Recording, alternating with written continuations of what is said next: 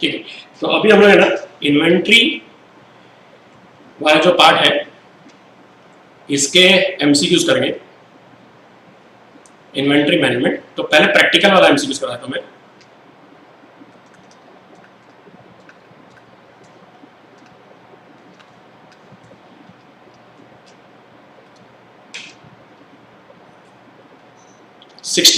नहीं sorry 18th, the average annual consumption of material is 20,000 kgs at a price of 2 rupees per kg. Annual consumption 20,000 kgs at 2 rupees per kg. ठीक है, और storage cost is 16% बोला है, मतलब हमारा carrying cost, and cost of placing in order is 50। Ordering cost है 50 rupees और carrying cost है 16%, सो 2 रुपीज का 16%, तो 0.32 रुपीज पर केजी पर एन।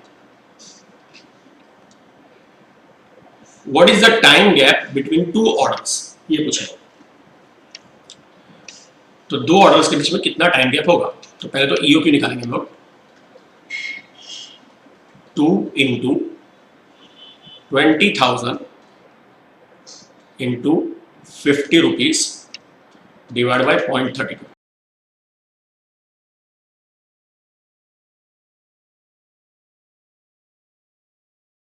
और इसका स्क्वायर रूट करेंगे तो आंसर आएगा 2500 केजीज। अब इन्होंने पूछा है how frequently the order, what is the time gap between two orders, तो 7 ऑर्डर्स के, 8 ऑर्डर्स के, 9 ऑर्डर्स के, 6 ऑर्डर्स। सो लॉजिकली अगर आपको 2500 केजीज के लिए एक बार ऑर्डर करना पड़ेगा, तो पूरे 20,000 केजीज को परचेज करने के लिए कितनी बार ऑर्डर करना पड़ेगा, तो क्रॉस मल्टीप्लाई करोगे तो आएगा 8 ऑर्डर्स। ठीक है, so correct answer will be option B.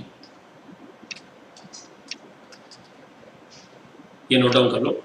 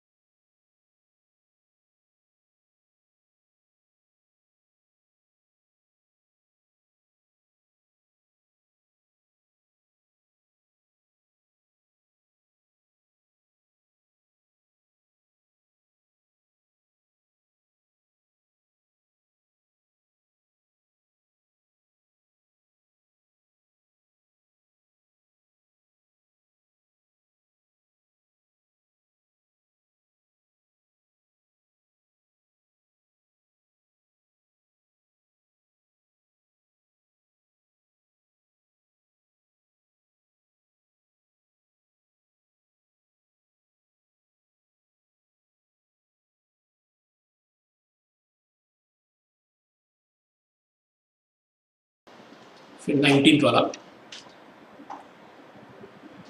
19 में दिए Pooja pipes limited uses about 75,000 valves per year and the usage is fairly constant at 6250 valves per month. तो वो तो वैसे भी 75,000 को डिवाइड बाय 12 करोगे, पर एनम को डिवाइड बाय 12 करोगे तो मंथली 6,250 वॉल्व होगा। द वॉल्व कॉस्ट 1 रुपी 50 पैसे पर यूनिट। तो ये हो गया हमारा कौन सा cost, purchase price. And the carrying cost is 20% and the cost to place an order is 18 rupees. मतलब इन लोगों ने ए दिया है एनुअल कितना, 75,000 वॉल्व्स, ठीक है। परचेस प्राइस कितना दिया है, 1 रुपी 50 पैसे पर यूनिट। फिर कैरिंग कॉस्ट 20% है और ऑर्डरिंग कॉस्ट 18 रुपीज है।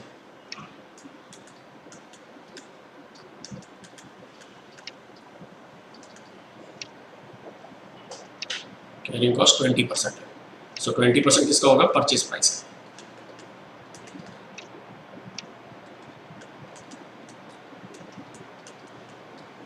ये कैरिंग कॉस्ट ये 20% है ना, ये हो गया एनुअल बेसिस, एनुअली चाहिए।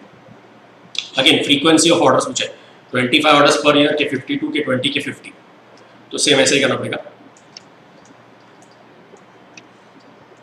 2 into 75,000 into 18 divide by 0.30,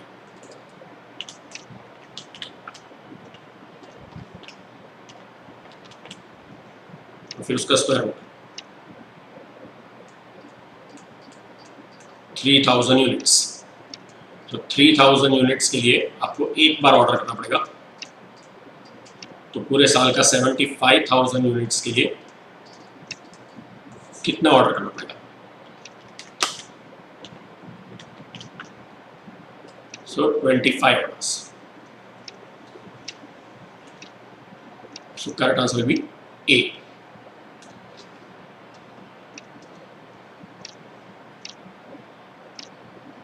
Is this clear to all of you?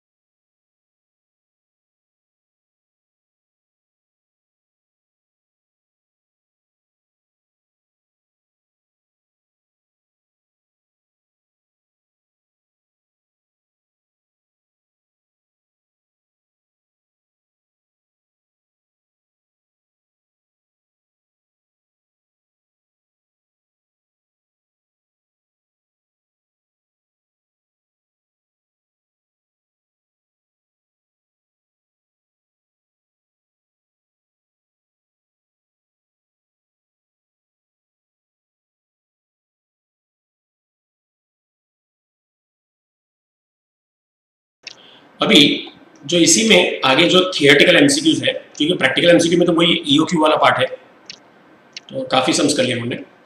जो थियोरेटिकल पार्ट है उसके लिए मेरे को कुछ कंसेप्ट्स आपको बताने, पहले वो आप देख लो कि जो स्टॉक्स होते हैं वो किस टाइप के होते हैं।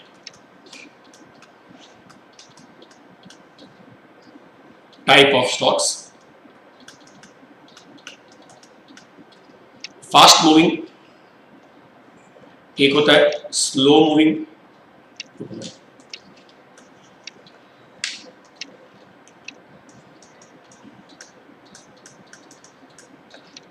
एक होता है dormant stock,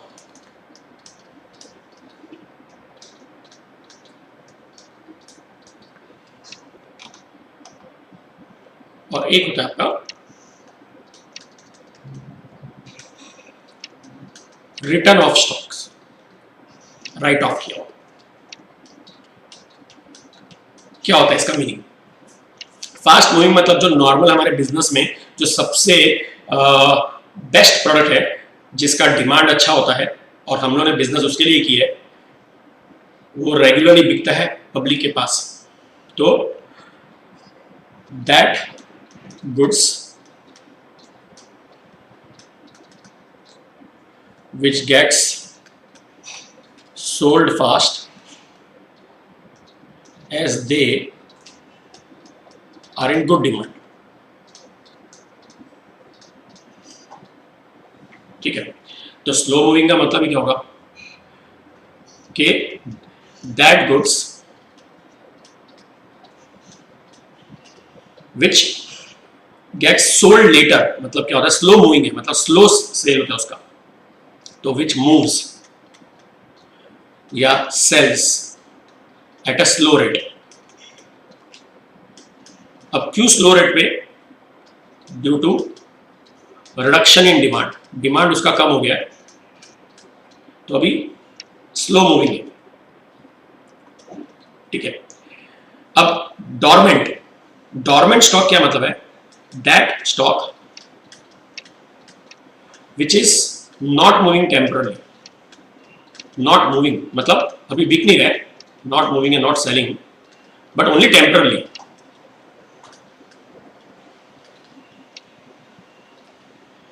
but may move shortly.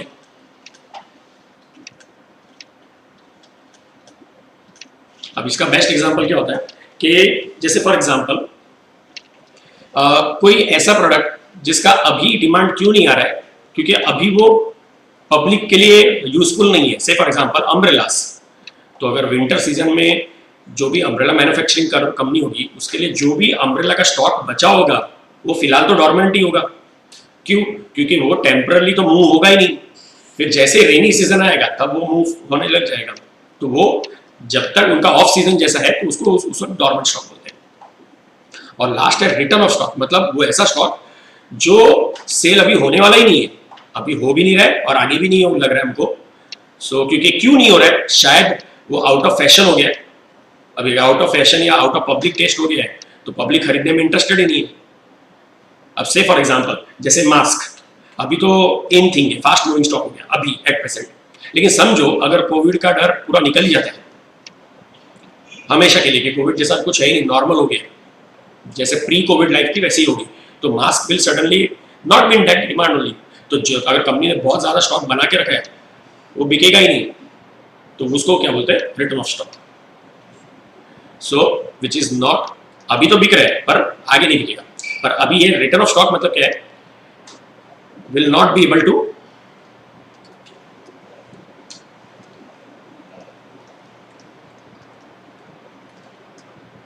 जो हमारा स्टॉक पड़ा है but we will not be able to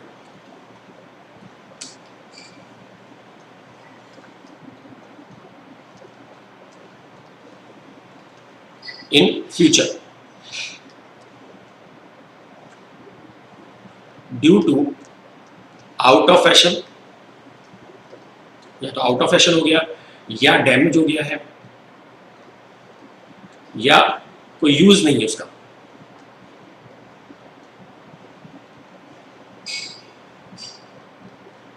ठीक है, तो ऐसे को तो क्या करने का आपको, अपने को कंपनी को क्या करना पड़ेगा? डिस्पोज ही करना पड़ेगा भाई, जिसको भी जो प्राइस में लेके निकलता है निकलो, नहीं तो बाद में निकालने के भी पैसे लगेंगे. तो इससे अच्छा जितना दे के नक्की करो. Is this part clear to you? ठीक है, तो ये लिख लो आप.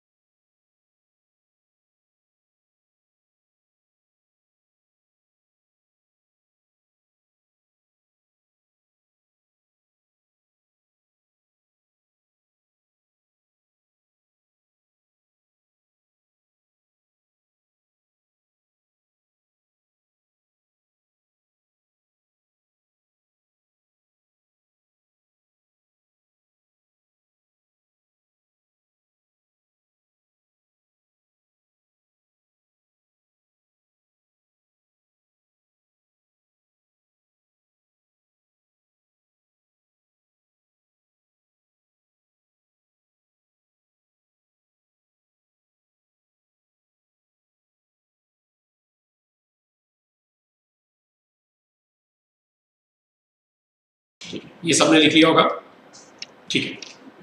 अब दूसरा part,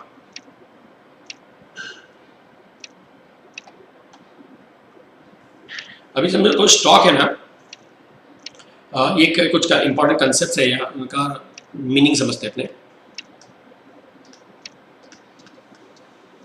what is the difference between wastage, that is waste, scrap, defectives, spoilage, ये चार का डिफरेंस समझते हैं।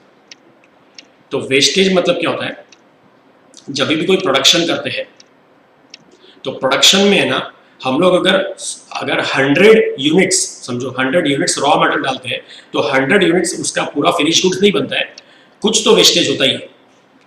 तो अब उसमें क्या होता है, जो चीज मतलब जैसे फॉर एग्जांपल अगर आप समझो 1 लीटर पानी बॉईल करने रखते हो 1 घंटे के लिए, या चलो आधे घंटे के लिए, तो आधे घंटे के बाद आपको 1 लीटर बॉइल्ड वाटर नहीं मिलता है, उससे कम मिलेगा क्योंकि थोड़ा बहुत वाटर तो इवेपोरेट हो जाएगा। तो समझो आपको 900 मिलीलीटर मिलता है, 1 लीटर आपने डाला 900 मिलीलीटर मिला, या समझो 10 लीटर डाला आपने नॉर्मल वाटर और आपको 9 लीटर बॉइल्ड वाटर मिला, तो 1 लीटर इवेपोरेट हो गया, तो वो हमारा वेस्टेज हो गया। सो वेस्टेज क्या होता है, it is that discarded substance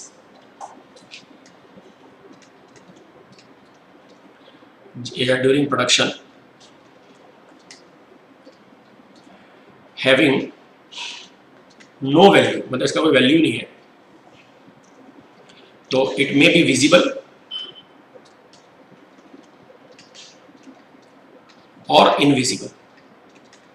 अब विजिबल क्या होता है, अब जैसे फॉर एग्जांपल लेट्स से हाँ, अगर जो सेलेबल होता है ना, विजिबल एंड सेलेबल, उसको हम लोग स्क्रैप बोलते हैं। जो सेलेबल होता है थोड़ा पैसा मिलता है, और जो सेलेबल नहीं होता है जिसका कंप्लीट नो वैल्यू होना चाहिए, no sale value, having no sale value, तो उसको बोलते हैं वेस्टेज। तो जैसे इवन इनविजिबल तो क्या होता है, इवेपोरेशन या श्रिंकेज, कपड़ा श्रिंक होता है ना। अच्छा, अगर विजिबल है और अगर नहीं बिक सकता है, फेंकना ही पड़ेगा, तो वेस्टेज होगा, लेकिन अगर बिक सकता है तो उसको बोलते हैं स्क्रैप। तो वापिस यही लिखता हूं, discarded substance during production having some sale value. Example हो सकते हैं सॉडस्ट। तो जैसे अगर फॉर एग्जांपल वुड का कटिंग करते हैं तो कुछ वुड के पीसेस फर्नीचर बनाते हैं, कुछ तो वुड के पीसेस वेस्ट होंगे। अब वो या उसके सॉडस्ट, अगर वो समझो फेंकना ही पड़ रहा है तो that it is called wastage. But अगर उस समझो सॉडस्ट को किसी को, ये पर्सन हम लोग किसी को बेचते हैं, जो कि सामने वाला उस सॉडस्ट को या तो उससे कोई आर्ट या क्रिएटिविटी वर्क करेगा, मतलब वो हमसे खरीदने को तैयार है, तो कुछ अगर सेल वैल्यू मिल रही है तो हम उसको क्या बोलेंगे, स्क्रैप।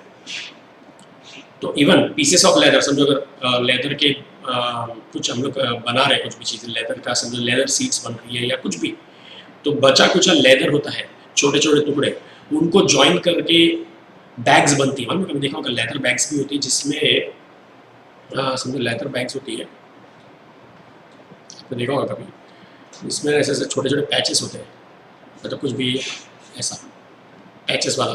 तो वो सब क्या होता है, जो बचे कुछ लेदर के पीसेस है उनको जोड़ जोड़ के ये ऐसा लेदर बैग करता है। तो मतलब वो फेंका नहीं जाएगा, उसको कोई ना कोई बैग बनाने वाली इंडस्ट्री हमसे खरीद लेगी, ठीक है। सो एटलीस्ट कुछ तो पैसा मिलेगा उसका हमको, इसलिए उसको स्क्रैप करते हैं। अच्छा, अब वैसे डिफेक्टिव्स और स्पॉइलेज में डिफरेंस क्या होता है, तो ये तो हमारा रॉ मटेरियल है, ठीक है। अब डिफेक्टिव्स क्या होता है, अगर कुछ फिनिश गुड बना, finish goods produced which does not meets the required quality, मतलब जो फिनिश गुड्स, समझो अगर हम लोग एक्सपोर्ट करना चाहते हैं तो हमें कुछ प्रोडक्ट बनाए, इसमें बैग्स बनाए।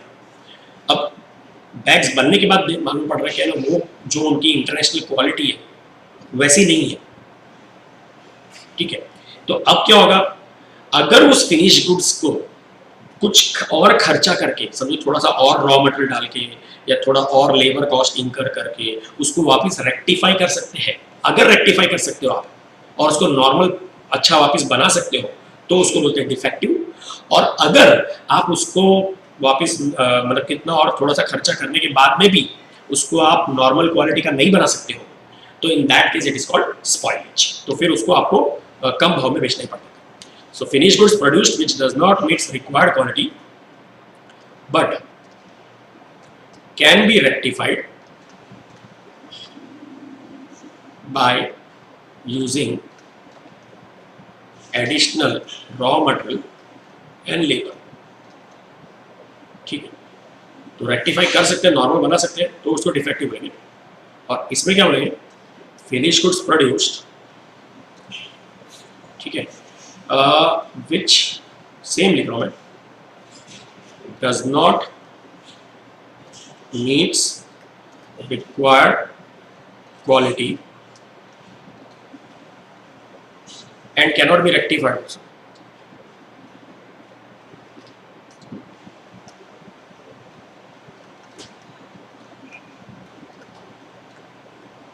And therefore and to be sold and sold as junk. तो जो भी थोड़ा बहुत पैसा मिल गया वो, तो ये दोनों एक टाइप के होते हैं, ये दोनों एक टाइप का होता है। ये रॉ मटेरियल है, डिस्कार्डेड रॉ मटेरियल या discarded substance having no sale value to wastage, having some sale value to scrap. और ये फिनिश गुड्स है जो क्वालिटी बराबर नहीं है, अगर उसको ठीक कर सकते तो डिफेक्टिव और ठीक नहीं कर सकते तो स्पॉइलेज, ठीक है। Is this clear to you? तो ये लिख सकते हो आप लोग।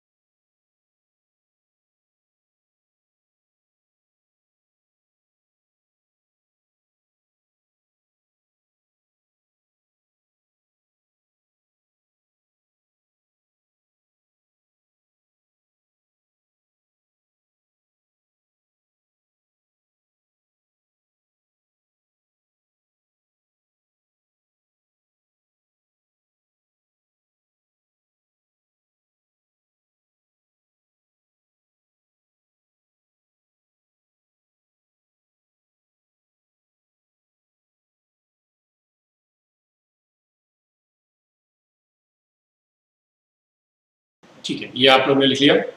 ओके, नाउ एक लास्ट कंसेप्ट और फिर इसके एमसीक्यूज कर लेंगे, तो थियोरेटिकल एमसीक्यूज। फीफो मतलब फर्स्ट इन फर्स्ट आउट, और LIFO last in first out.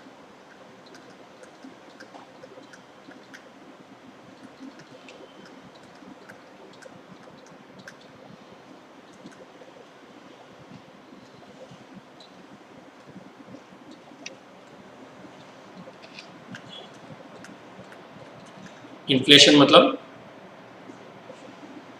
Rising prices, और डिफ्लेशन मतलब होता है रिड्यूसिंग प्राइसेस।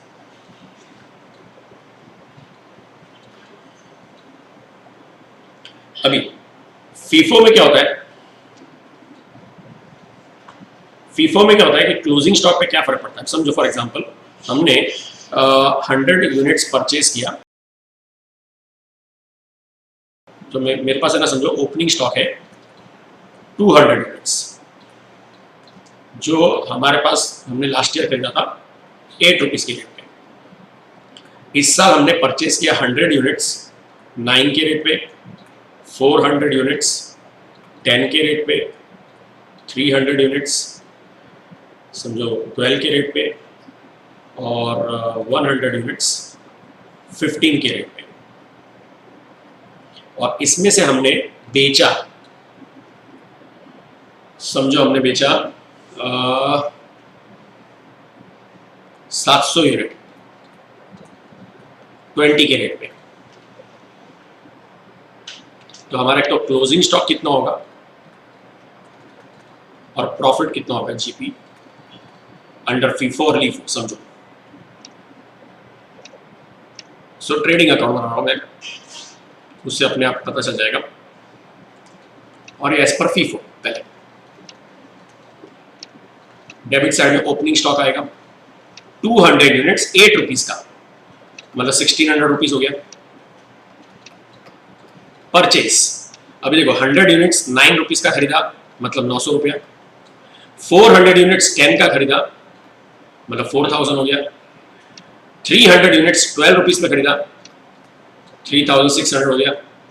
100 यूनिट्स 15 में खरीदा, 1500 हो गया।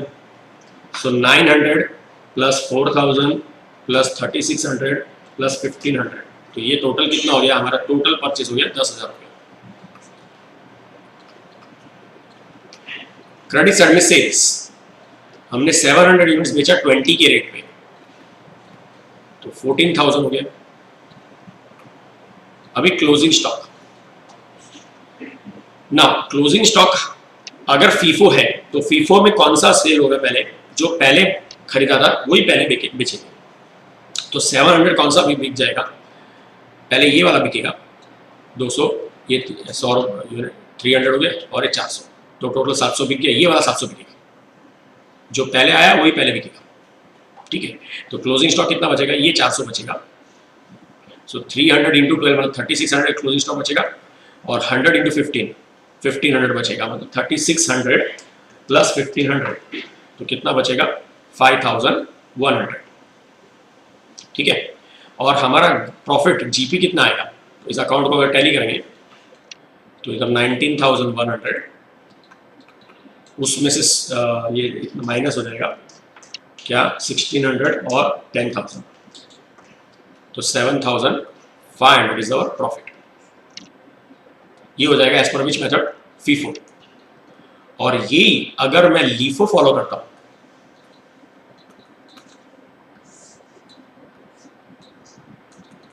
ओपनिंग स्टॉक 1600 है, परचेज हमारा 10,000 है,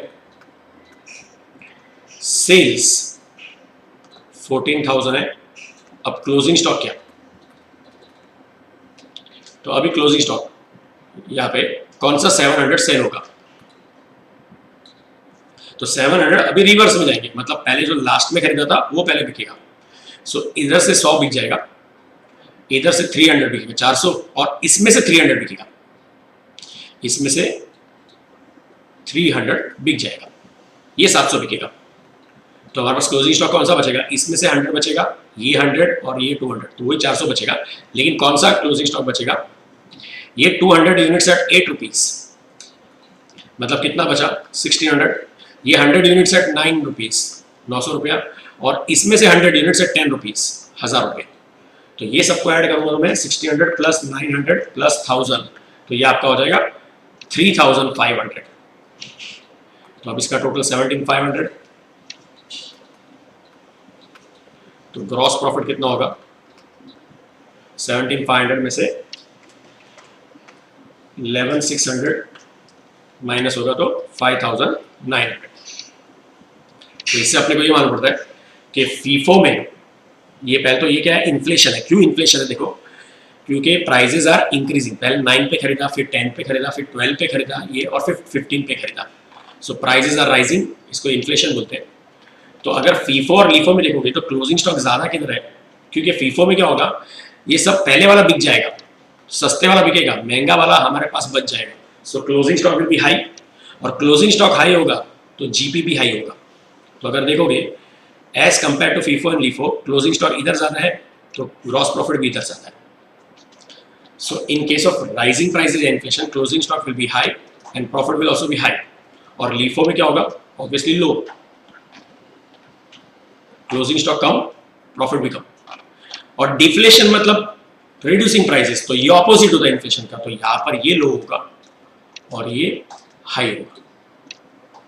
ठीक है, ये पार्ट आप लोग को क्लियर हुआ? तो आप ये लिख सकते हो, ये पहले ये टेबल बना दो।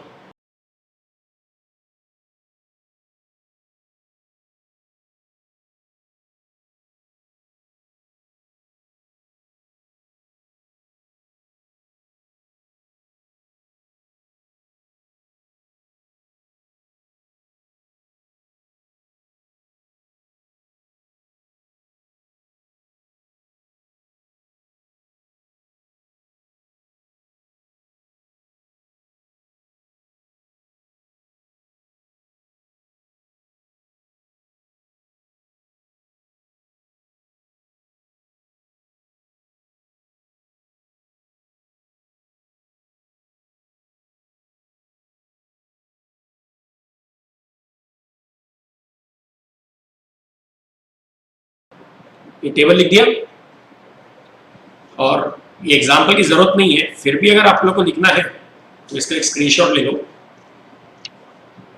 अकॉर्डिंग टू मी, क्योंकि इसका सम नहीं आ सकता है, सम में खाली थियोरेटिकल पार्ट ही आएगा। ठीक है, अब इसके एमसीक्यूज कर लेते हैं, theoretical MCQs. Raw material are directly identifiable as a part of the final product and are classified as। तो रॉ मटेरियल को हम लोग इसमें से क्या बोलेंगे? Direct material. रॉ मटेरियल में डायरेक्ट मटेरियल।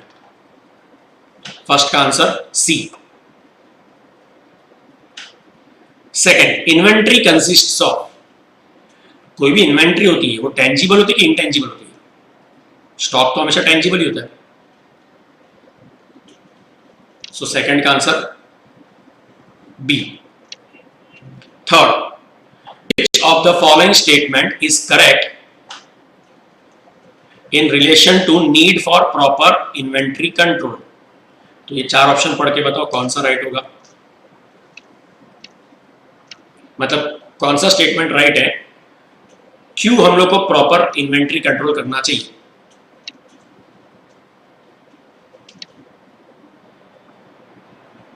अभी लॉजिकल देखोगे, फर्स्ट इनएडिक्वेट मटेरियल, ऐसे इनएडिक्वेट इन्वेंट्री, अगर हमारी इन्वेंट्री बराबर नहीं होगी, may lead to keep man and machines waiting. अब समझो हमको डेली रॉ मटेरियल चाहिए 500, ठीक है, तो हमारे पास गोडाउन में कभी भी 500 होना ही चाहिए।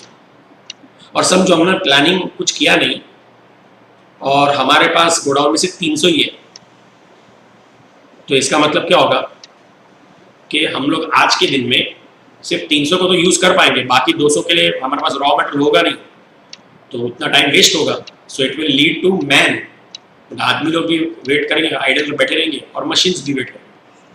ये तो राइट है रीजन, इसके लिए हमको प्रॉपर इन्वेंट्री कंट्रोल करना चाहिए, ये रीजन बराबर है।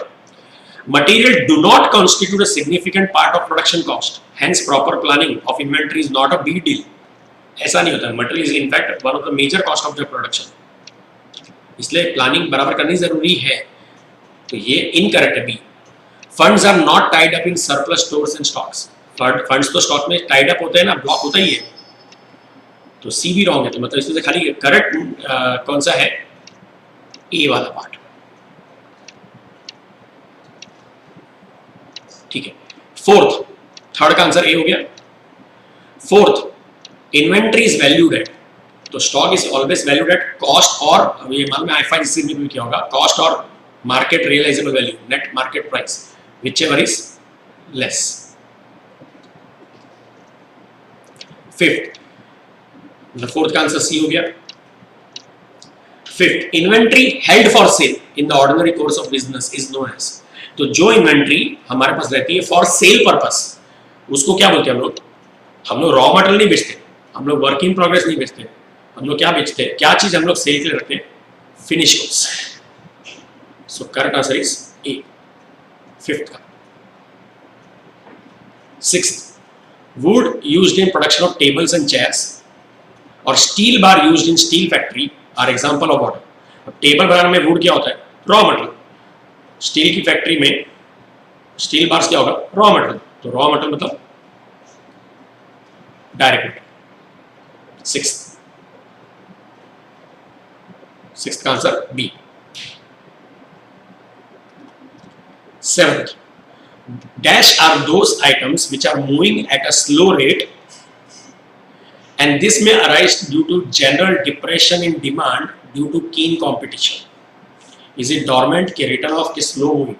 तो मैंने ये आपको किस में लिखवाया था कि which are moving at a slow rate, उसको क्या बोलते हैं?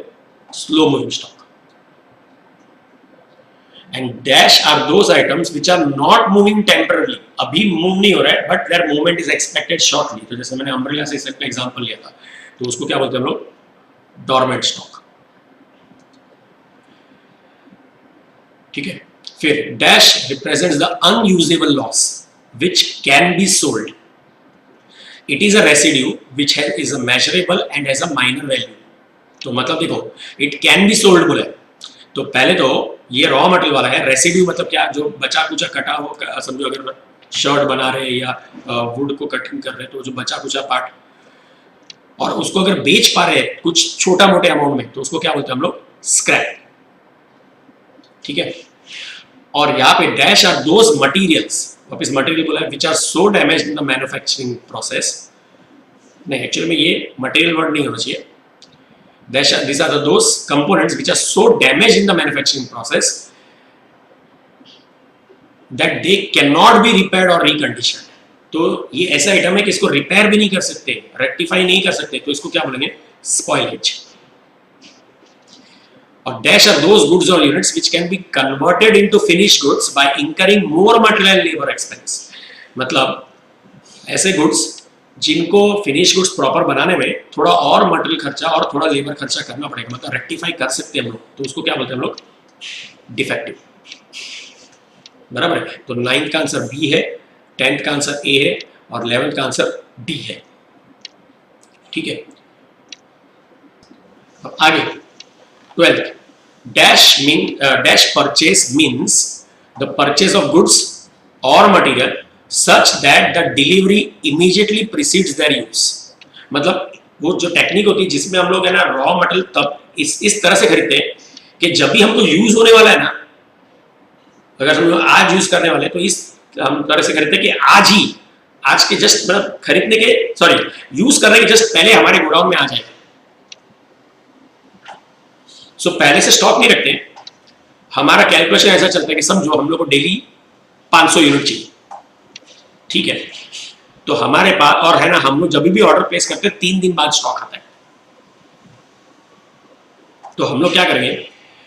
हम लोग जब भी मटेरियल हमारे पास जब भी 3 दिन का मटेरियल बचेगा ना, तभी नया ऑर्डर प्लेस कर देंगे। तो उसमें क्या होगा? मैं 500 यूनिट डेली यूज होता है, तो 3 दिन का 1500, तो 1500 मेरे जब गोडाउन में रहेगा ना, तो हम लोग नया ऑर्डर प्लेस कर देंगे। तो जैसे ही 3 दिन लगेगा आने में, तब तक ये रॉ मटेरियल खत्म हो चुका होगा and the raw material will just arrive immediately prior to usage. ठीक है। तो इसको बोलते हैं just in time concept. They are arriving just in time when it is required. तो इसका आंसर डी है 12th का। 13th, EOQ is that quantity at which cost of holding and carrying inventory is, तो cost of holding and carrying inventory, मतलब जो carrying cost और जो ordering cost, actually में होल्डिंग नहीं होना चाहिए, कॉस्ट ऑफ ऑर्डरिंग होना चाहिए।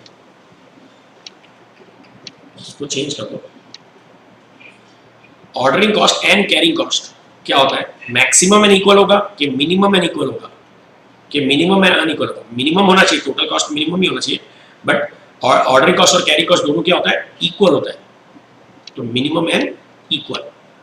13th का आंसर आपका क्या है? बी। और 14th, in case of rising prices that is inflation, FIFO method, ये तो मैंने अभी बताया आप लोग को कि फीफो मेथड में क्या होगा? राइजिंग प्राइस इन्फ्लेशन में क्लोजिंग स्टॉक और प्रॉफिट क्या होगा? आपका हाई होगा। So in case of rising price, FIFO method will provide highest value of closing stock and profit. और in case of rising price inflation, LIFO का क्या होगा? Obviously उल्टा होगा. It will provide lowest value of closing stock and profit. So 14th का answer B और 15th का answer A. ठीक है. और 16th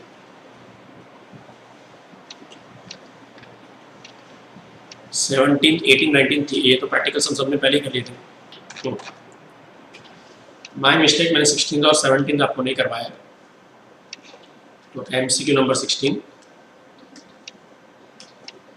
A publishing house purchases 2000 units of a particular item per year at a unit cost of 20 rupees. ठीक है, 2000 unit खरीदते साल में at 20 rupees. So annual quantity 2000 हो गया at 20 rupees में, तो purchase price 20 rupees. The ordering cost per order is 50 rupees and inventory carrying cost is 25%. Ordering cost is 50 rupees और carrying cost is 25%. तो किसका होता है? परचेज प्राइस का. तो 20 का 25%, 5 rupees per unit per annum. What will be the total cost if the company decides to buy EOQ in EOQ? तो पहले तो EOQ निकालेंगे. 2 into 2000 into 50 rupees divided by 5.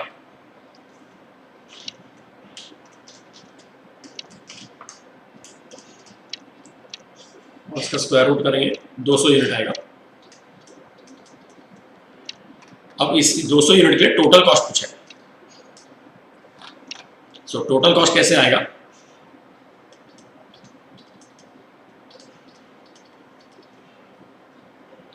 पहले तो नंबर ऑफ ऑर्डर्स देखते हैं. क्वांटिटी है, ऑर्डर है, नंबर ऑफ ऑर्डर्स 200 200 करके खरीदेंगे तो 2000 खरीदने के लिए हमको 10 ऑर्डर देने पड़ेंगे. ठीक है, तो मेरा ऑर्डरिंग कॉस्ट होगा, एक बार का ऑर्डर करने का 50 रुपये लगता है. सो 10 बार का 500 रुपये. अब EOQ है तो कैरी कॉस्ट में 500 ही होगा, लेकिन फिर भी प्रूव कर लेते हैं कि EOQ में मैंने बताया जितना खरीदते हैं ना, EOQ या कोई कहीं पे जितना खरीदते हैं उस पर नहीं लगता, उसके आधे पे लगता है. सो 200 खरीदते हैं तो 100 पे लगेगा. तो 100 यूनिट इंटू 5 होता है 500, मतलब 200 डिवाइड बाई 2 इंटू 5. और परचेस कॉस्ट कितना होगा? साल भर में 2000 यूनिट खरीदना है. At what price? 20 रुपीज. तो 40,000. सो टोटल 41,000 हो जाएगा. ये हमारा टोटल कॉस्ट. तो हमारा ऑप्शन कौन सा मैच होगा? बी. सो पहले बी पे टिक कर दो 16 का आंसर और ये नोट डाउन कर लो.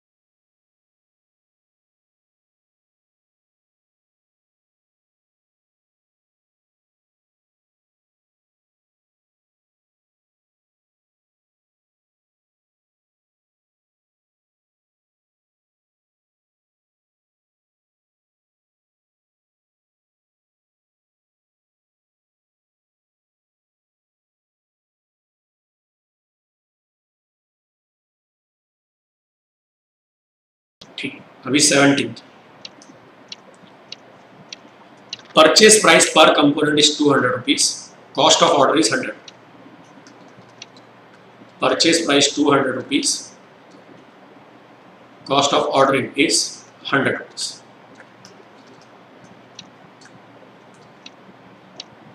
Annual cost of carrying 1 unit is 10% of purchase price. So purchase price का 10%.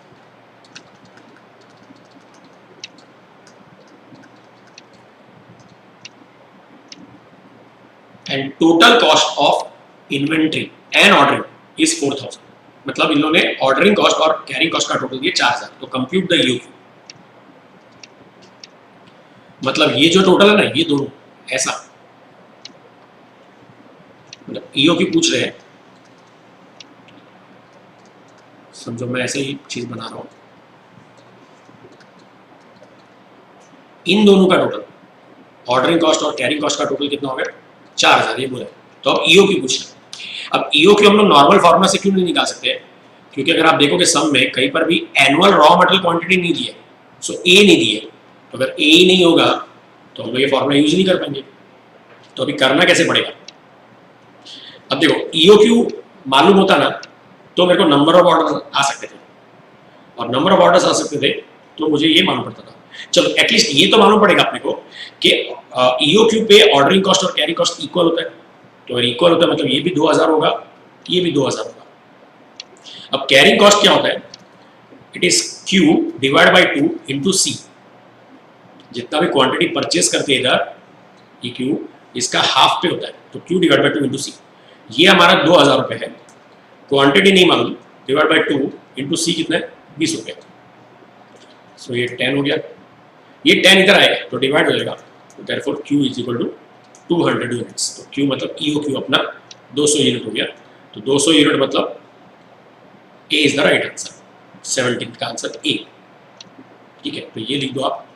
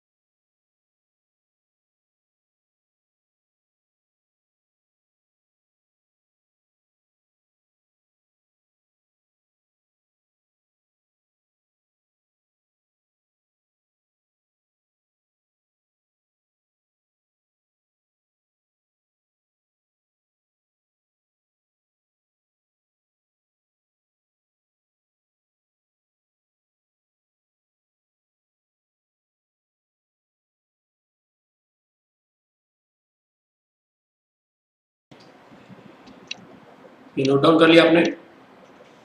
सो इसमें हमारा इन्वेंट्री वाला जो पार्ट है, इन्वेंट्री मैनेजमेंट, उसके एमसीक्यूज हमारे कंप्लीट हो गए।